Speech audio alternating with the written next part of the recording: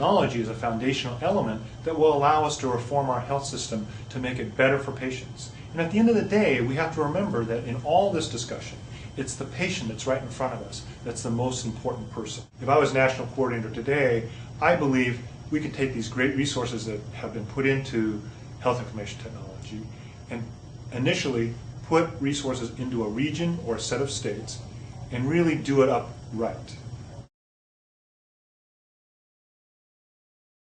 The government has got to do a lot of things at once, and it's difficult to know in any given moment which of these things is the most important and should be done first, I guess, if that's what you mean by a priority.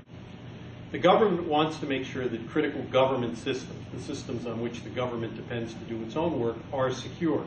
We don't want to have happen to us what happened in Estonia, where the ability of that government to serve its people, to do its legitimate sovereign job in serving its people, could be undermined even for a minute.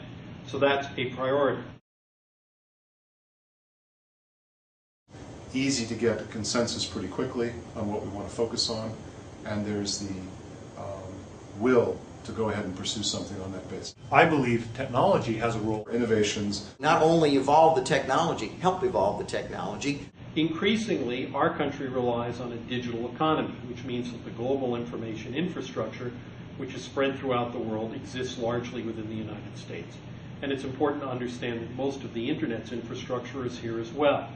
If we were to secure the government and secure the military, and yet be unable to function well as a national economy, that also wouldn't be a very good thing, and that's a priority. If we had less duplication of records, if we had more available information for people to make decisions on, we would not only improve the quality of care, but we'd also decrease the cost of it.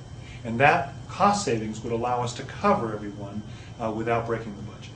The one thing that there is a pretty broad consensus on is these are pretty difficult market times, and they're very unpredictable.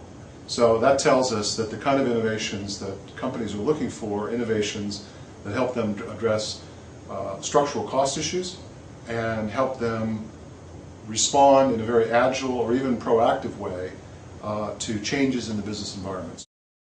Organizations are pretty good today at generating security strategies for conventional processing. We've got a lot of practice, we have a lot of history, we have a lot of experience. And now we have this wonderful, alluring cloud services, cloud services that people are promising us. And it's the marvelous benefit, the marvelous elasticity of cloud processing that we all really want to have because we think there's value there.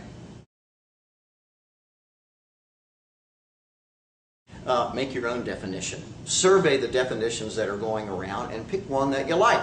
When, in fact, a standard one shows up, we can evolve to that, but let's start with a definition of cloud that we like.